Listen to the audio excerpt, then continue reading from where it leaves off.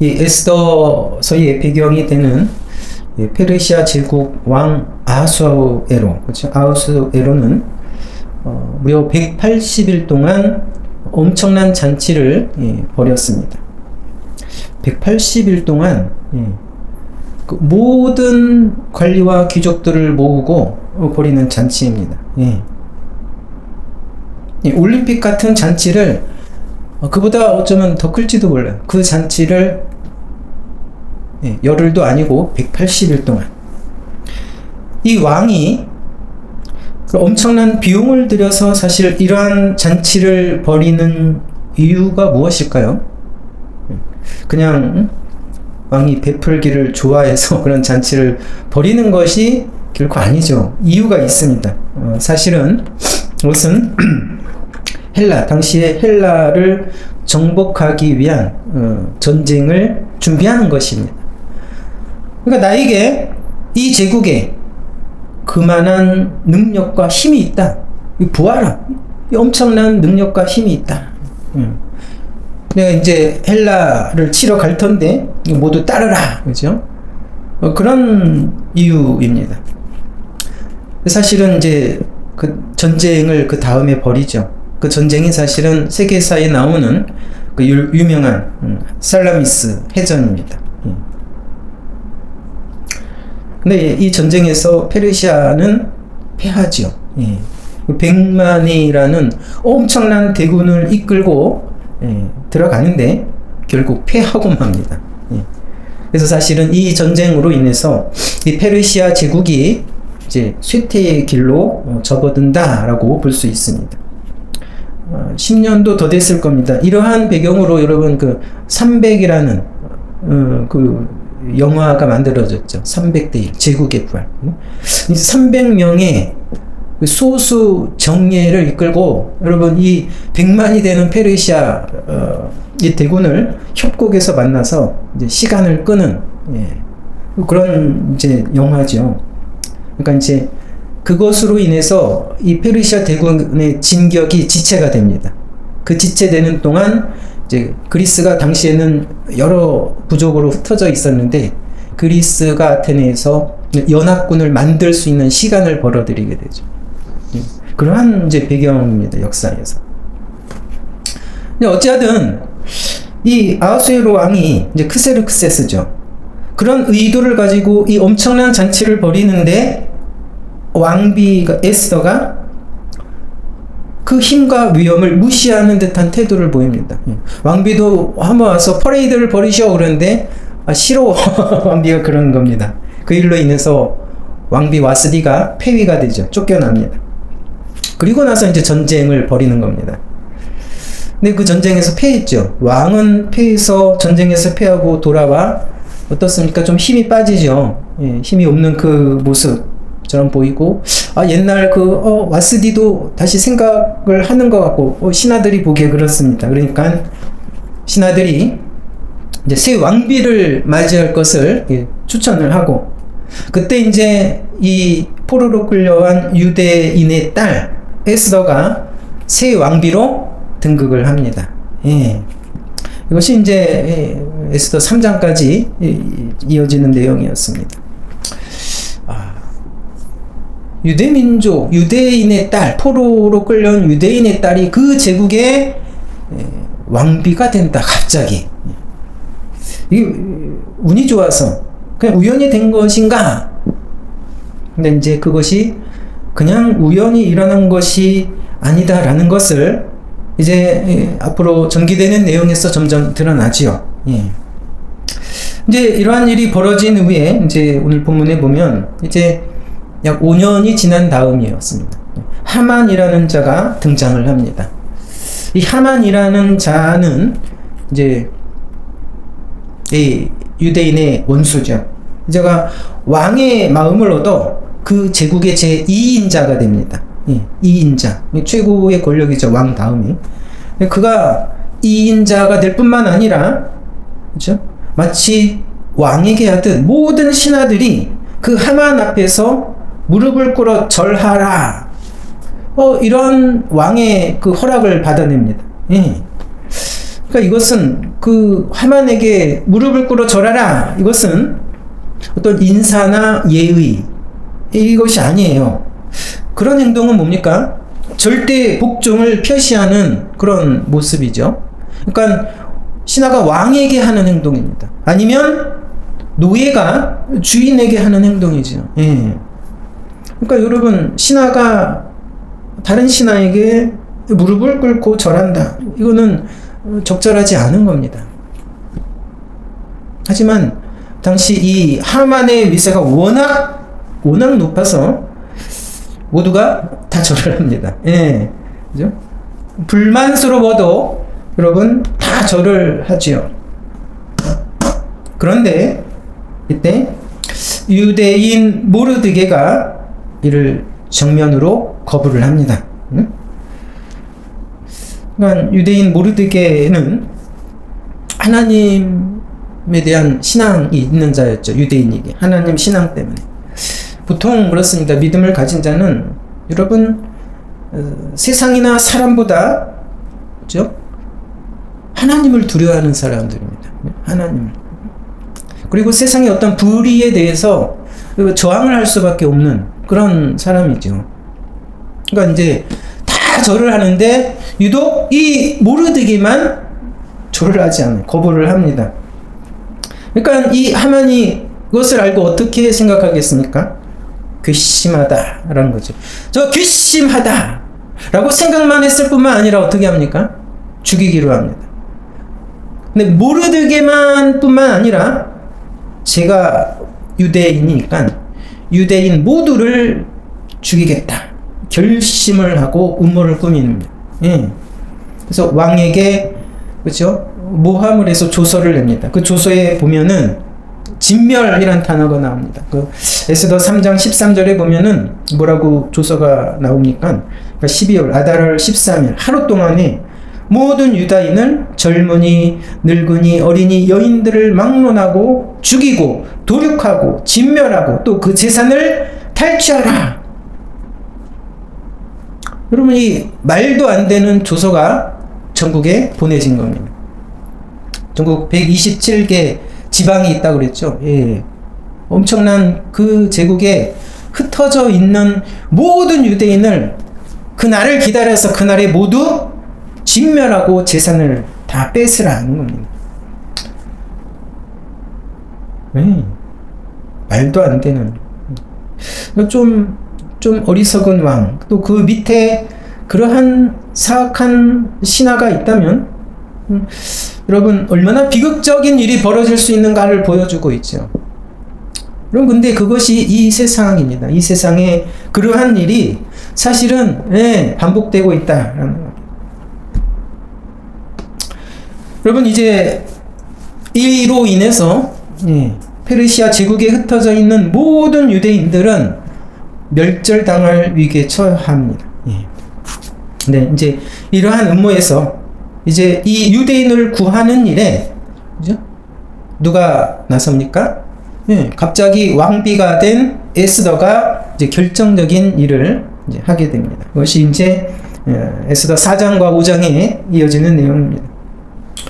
여러분, 이러한 상황이 어떻겠습니까? 통곡할 수밖에 없죠. 모르드게뿐만 아니라 모든 유대인은 통곡할 수밖에 없습니다. 오늘 보면 4장 1절에 보면은 그러니까 모르드게가 이 모든 일을 알고 자기의 옷을 찢고 굵은 베옷을 입고 재를 뒤집어 쓰고 성중에 나가 대성통곡했다. 여러분, 이것은 옷을 찢고 굵은 옷을 입는 것, 쥐를 뒤집어 쓰는 것. 이것은 뭡니까? 극한 슬픔에 대한 표현입니다. 이건 도저히 일어날 수 없는 일이다. 어찌 이러한 일이 나에게 일어납니까? 욥의 행동이 그런 모습을 보였죠. 그리고 여러분, 그러한 모습을 집 안에서 한 게 아닙니다. 거리를 나가서, 그렇죠? 그 베옷을 입고 재를 뒤집어 쓰고 거리를 나가서 궁궐까지 가는 겁니다. 대성통곡을 하면서 모두가 다 보겠죠. 대성통곡하면서 여러분 청와대 문 앞에 가서 그 옆 대로를 간다면 여러분 소문이 번지지 않겠어요? 그러니까 어떻게 보면 슬픔을 표현하는 것도 있지만 어떻게 보면 유대 민족이 이제 모르드게가 그것을 시위하는 그런 모습으로도 보일 수 있어요. 근데 이 일이 에스더에게까지 알려지겠죠. 들었습니다. 그렇죠? 예. 자기를 딸처럼 좀 귀하게 그동안 키워주었던 모르드게가 그렇게 베옷을 입고 통곡을 하면서 길을 돌아다닌다. 들어갑니다. 그러니까 여러분 이것은 어떻게 보면 이 페르시아 제국에 안 좋게 보일 수도 있습니다. 그렇죠? 그러니까 걱정을 해서 에스더는 이제 옷을 보냅니다. 옷을 보냈는데 거절을 하는 거예요. 그러니까 이제 에스더가 이거 무슨 큰일이 있다. 큰일이 일어난 것 같구나.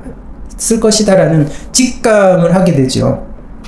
그래서 이제 그 신하 하닥을 불러서 무슨 일이냐? 왜 이런 일이 일어났냐? 가서 자세히 알아볼 것을 명령을 합니다. 그러니까 모르드게가 그 신하에게 모든 것을 다 말하죠. 충격적이죠. 정말 그 모르드게로부터 전해진 그 소식은 에스더에게 충격적인 일입니다. 그죠? 그 7절에도 나오고 8절에도 나오는데 여러분 하만은 어떻게 그런 왕의 허락을 얻었습니까? 왜냐면은 다 죽이고 그들에게 이제 돈을 뺏을 건데 왕에게 1만 달란트 은을 왕에게 내가 바치겠다. 그런 얘기를 해서 왕이 거기 넘어가는 겁니다. 그 조서 내용도 다 알려주죠. 그날 불임절인데 그 아달월 13일이 되면은 남녀노소 불문하고 다 진멸하고 그들의 모든 재산을 다 빼앗으라는 그런 왕의 조서도 전합니다. 그러니까 모르드게가 너는 왕궁에 있으니 왕비로 있으니 이제 왕에게 나가서 이 부당한 이야기를 다 전해서 이 나라를 민족을 구하라 이야기까지 부탁을 하죠. 여러분 이 모르드게의 말을 전해 들은 에스더의 마음이 어떨까요? 엄청 무거워지는 거예요. 사태가 정말 심각하죠. 시급하지만 당장 왕에게 나가서 이것을 말해서 정상으로 돌리고 싶지만 에스더가 고민을 합니다.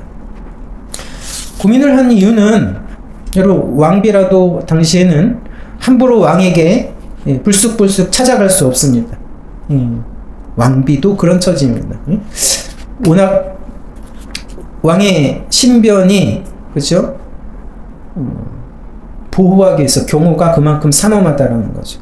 그냥 나갔다. 그냥 죽임을 당합니다. 나가면 왕이 아까 이제 홀이라고 그러죠. 왕이 이제 지팡이 같은 겁니다. 그것을 내밀어야지 살 수 있는 겁니다. 함부로 나가기가 어렵죠. 그리고 또 여러분 상대는 누구입니까? 왕의 지금 최대 신임을 얻고 있는 하만입니다. 제2인자이죠. 왕에게 나가서 얘기를 했다고 왕이 왕비의 말을 그래 하고 들어준다는 보장도 없다라는 거죠. 그러니까 에스더는 마음이 무겁죠. 또 고민을 해서 이러한 자신의 형편을 소상하게 모르드에게 얘기를 합니다. 좀 어떻게 보면 소극적이다라는 그런 느낌도 드는데 어떻습니까? 여러분 에스더는 물론 유대인입니다. 그리고 그동안 모르드게 밑에서 정말 친딸보다 더 귀하게 그렇죠? 여호와 신앙의 교육을 받으며 자라온 것입니다. 그러니까 어떻게 보면은 정말 큰 손해나 심각한 어떤 갈등 이런 것을 사실 경험하지 못했죠. 그냥 귀하게 자라서 이제 내적으로 또 외적으로 고고하고 아름다운 그런 여인으로 성장을 해서 어느 날 왕비로 선택을 받았습니다. 어떻게 보면 여러분 세상에 보기엔 정말 출세한 거죠. 남미 보기에 부러워 보이는 그런 삶을 살고 있다고도 볼 수 있습니다. 근데 여러분, 그에게 근데 이 유대인이 학살당할 위기에 처했다. 이거는 남일이 아닙니다. 그렇죠? 남일이 아니야. 자기도 유대인이고. 이제 그 위기에 처한 유대인을 구하기 위해 자기가 이제 어떻게 보면 목숨을 걸고 나서야 한다. 라는 거죠, 이제. 그렇다면 어쩌면 두려움을 느끼는 것, 두려워하고 머뭇거리게 되는 것은 어떻게 보면 자연스러운 일이다라는, 자연스러운, 어쩌면 모든 사람의 자연스러운 반응일 것이다라는 겁니다. 예. 그러나 여러분, 누구나 이 세상에 살다 보면은 결정해야 할 때를 만나게 된다. 누구나 정말 자신의 길을 선택하고 결정해야 할 때를 누구나 만나게 된다. 사실 본문으로 보면은 이제 모르드게가 여러분 에스더의 이 대답을 듣고 다시 회신을 합니다. 예. 그것이 이제 13절 말씀이에요. 13절 제가 읽어드립니다. 너는 왕궁에 있으니 모든 유다인 중에 홀로 면하리라. 그러니까 홀로 죽임을 당하지 않을 것이라 생각하지 말라 이거죠. 이때 내가 만일 잠잠하여 말이 없으면 유다인은 다른 데로 말미암아 노임과 구원을 얻으려니와 너와 내 아비 집은 멸망하리라. 내가 왕 후에 지위를 위를 얻은 것이 이때를 위함이 아닌지 누가 아느냐. 이런 얘기를 합니다. 그렇죠? 어떻게 들립니까? 너만 살겠다고 조용히 있겠다고? 하나님은 너가 조용히 있어도 구원할 것이다. 그러나 너가 잠잠히 한 거에 대한 그런 대가는 너가 받을 것이다. 멸망할 것이다. 어떻게 보면 질책 같아 보이기도 하고, 그렇죠? 그러면서 내가 왕 후에 위를 얻은 것이, 그렇죠? 너가 왕비가 된 것이 바로 이것을 위해서 된 것이 하나님이 거기에 세운다고 그렇게 보지 않을 수 없지 않느냐 이거죠. 이제 질책 같아 보이지만 사실 이것은 동료입니다. 믿음의 동료죠. 도전하라는 겁니다. 그렇죠? 이제 때가 왔다 이겁니다. 너가 하나님을 섬기는 자로서 너가 믿음의 길을 분명히 선택할 때가 왔다. 그러니까 이제 너 스스로 선택하고 결정하라. 너 스스로 그렇죠? 하나님의 백성으로 살아갈 것인가? 그렇죠? 그것을 분명히 드러내고 살아갈 것인가? 아니면 숨어서 세상 사람들 같이 살아갈 것인가? 스스로 분명히 선택하고 결단하라는 거죠. 그러니까 이제 질책의 면도 있지만 이것은 동료입니다. 도전이죠, 도전. 그러니까 이제 모르드게는 이제 사실 사촌 오빠이지만 아버지와 같은 사람입니다. 믿음의 아버지, 그렇죠? 인생의 아버지로서 도전하라고 말하는 겁니다. 두려워 말고 믿음의 도전을 하라는 겁니다. 무엇이 너가 지금 결정하고 선택해야 할 것인가? 이때 하나님의 뜻이 무엇인가? 바로 선택하고 도전하라 하고 여러분 가르쳐주고 지금 독려하고 있다라는 거죠. 그게 모르드게의 역할입니다. 사실 여러분 누구든지 그렇습니다. 믿음은 자라야 하는데 혼자 쑥 믿음이 자라는 것은 아니지요 결국. 그런 이제 일단 믿음의 선배, 그렇죠? 믿음의 지도자, 그렇죠? 들의 도움이 필요하죠. 그렇죠? 그런 목사들의 역할입니다. 그렇죠? 그냥 너 잘 살아 이렇게 얘기하는 게 아닙니다. 세상에 나가서 부딪히고 싸우라. 믿음을 보이라. 그렇죠? 그것이 사실은 교회의, 그렇죠? 믿음의 싸움을 독려하는 게 교회의, 교회 믿음의 선배들의, 믿음의 지도자들의 중요한 역할이다라는 겁니다. 예, 이렇게 다시 본문으로 오면 이 모르드게의 이 동료 그리고 도전에 에스더가 결단을 하죠. 예. 에스더가 이제 모르드게에게 바로 다시 회신을 합니다. 예. 그것이 사실은 너무 유명한 대답입니다. 에스더 4장 16절 이것을 여러분 함께 읽어보겠습니다. 4장 16절 시작. 당신은 가서 수산에 있는 유다인을 다 모으고 나를 위하여 금식하되 밤낮 3일을 먹지도 말고 마시지도 마소서. 나도 나의 시녀와 더불어 이렇게 금식한 후에 규례를 어기고 왕에게 나아가리니 죽으면 죽으리이다. 오늘 이제 제목이 죽으면 죽으리이다입니다. 이런 이 설교 제목이 너무나 많죠. 죽으면 죽으리이다. 그러면 이제 금식을 먼저 요구합니다. 모든 유다인들, 수산에 있는 일단 그 성에 있는 유다인들에게 다 모여서 나를 위해서 금식하라는 거예요. 금식. 금식은 뭐죠? 밥을 끊는 겁니다. 이게 뭡니까? 하나님이 하셔야 된다 이겁니다. 하나님이 아니시면 이것은 해결할 길이 없다. 우리의 힘으로, 그렇죠? 인간의 힘으로 이것은 해결될 일이 아닙니다. 하나님이 하시지 아니하면 우리는 죽은 거나 다름없습니다. 그렇죠? 그러한 태도의 기도입니다. 그렇죠? 네, 함께 기도하고 나도 그렇게 기도하고 그리고 왕에게 내가 나아가겠다. 그렇죠? 분명한 그렇죠? 태도입니다. 그리고 내가 왕에게 나아가서 얘기하겠다라는 겁니다. 그러면서 뭐라고 붙입니까? 죽으면 죽으리이다. 죽으면 죽으리이다. 이게 뭡니까? 이 뜻은, 이 결정은 절대적이다. 나는 그렇죠? 이미 왕에게 나아가서 유대인을 위해 왕에게 그렇죠? 나아가 요청할 것을 결단했다라는 겁니다. 이것은 내가 이렇게 하는 것은 하나님을 섬기는 유대인으로서 마땅히 해야 할 일이고 또 내가 이렇게 하는 것은 하나님의 뜻으로 내가 여깁니다라는 겁니다. 그렇죠? 하나님의 뜻으로 내가 이것을 보겠습니다라는 겁니다. 하나님의 뜻이라면 뭡니까? 그거는 타협할 여지가 없는 겁니다. 그렇죠? 하나님의 뜻이기에 어떤 손해가 있어도 그 일을 결단하고 하는 것에는 무엇도 막을 수 없는 겁니다.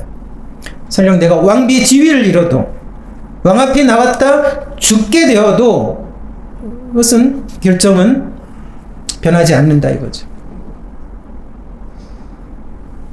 이렇게 할 것이고 결과는 하나님께서 하실 겁니다. 알아서 하실 겁니다. 라는 거죠. 분명한 결단이죠.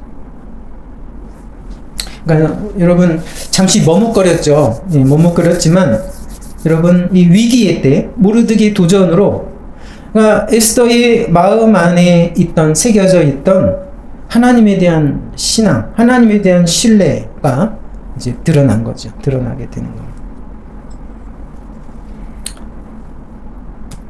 죽으면 죽으리이다.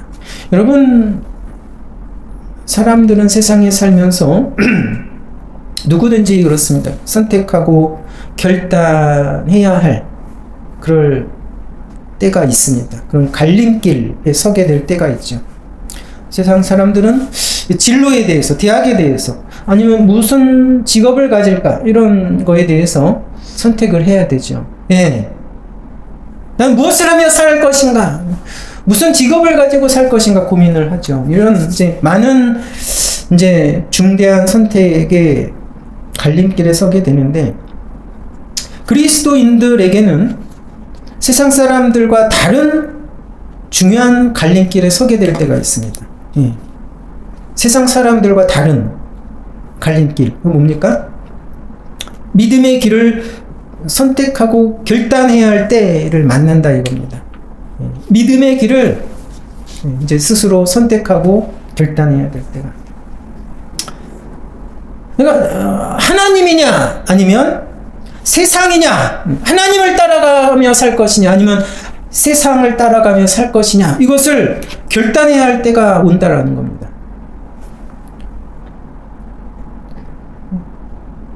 하나님을 내가 정말 의지하며 살 것이냐 아니면 세상과 사람을 의지하며 그들의 눈치를 보고 의지하며 살 것인가, 그것을 선택을 해야 할 때가 온다라는 겁니다.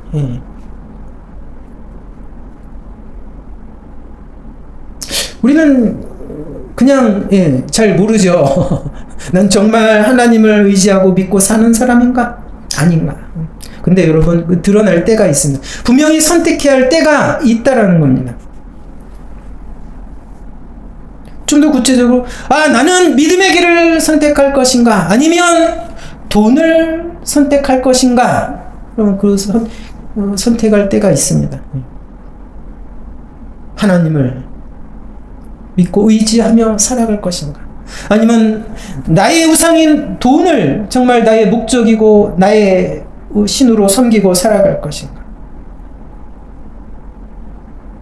좀 더 나아가서 여러분, 그런 때도 있습니다. 내가 정말 하나님을 의지하고 하나님을 왕으로 섬기고 살 것인가 아니면 내 자신을 나의 주인으로 여기고 살 것인가. 그걸 분명하게 선택해야 할 때가 있다라는 겁니다. 나 자신의 주인이 하나님이냐 아니면 내가 나 자신의 주인이냐, 내가 원하는 대로 내 삶을 내 마음대로 살 것인가 아니면 정말 하나님의 뜻대로, 하나님 주인이신 하나님의 뜻대로 살 것인가. 여러분, 선택과 결단을 해야 할 때가 온다라는 거죠. 나냐 아니면 하나님이냐. 이 대표적인 게 야곱이죠. 야곱이, 그렇죠? 야복나루 강가에서 그 형 에서를 만나기 전에 야복나루 강가에서 씨름을 했습니다. 밤새도록, 그렇죠? 하나님과 씨름을 했습니다. 밤새도록 씨름을 했어요. 그리고 결국 뭡니까? 하나님을 선택했죠. 하나님이 야곱을 꺾으셨습니다. 너가 의지할 것은 너 자신이 아니고 하나님이지 않느냐 이거죠. 야곱이 꺾어졌죠. 그것이 사실은 여러분 해결책이고 복이다라는 겁니다.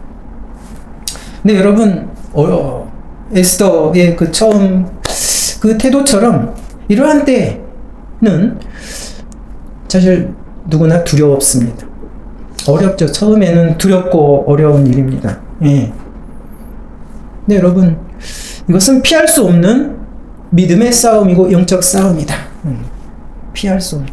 사실은 이러한 선택과 결단을 통해 여러분, 눈에 보이지 아니한 하나님을 느끼고 경험하는 그런 기회가 되는 겁니다. 몇 년 동안, 몇십 년 동안, 그렇죠? 내가 하나님을 예배하고 하나님을 섬기고 살았는데 하나님은 계신 것인가? 그런 생각이 들 수 있는데, 여러분, 그러한 선택과 결단을 통해 안 계신 것 같은 그 하나님을 느끼고 경험하는 기회가 되는 거죠. 그렇죠? 여러분, 그래서 여러분, 그러한 선택의 기로에 있을 때 그것은 사실은 영적 싸움입니다.